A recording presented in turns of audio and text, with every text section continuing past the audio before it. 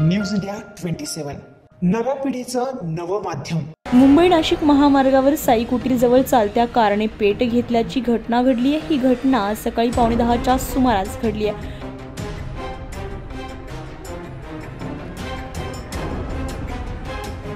Short सर्किटमुळे वाहनाला आग लागल्याचा प्राथमिक अंदाज व्यक्त करण्यात येतोय।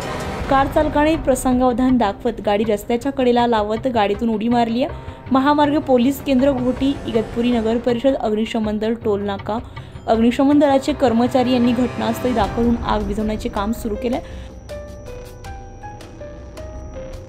खबरदारीचा उपाय म्हणून मुंबई नाशिक महामार्गावरील वाहतूक पिंपरी फाट्यावरून वळवण्यात आली आहे।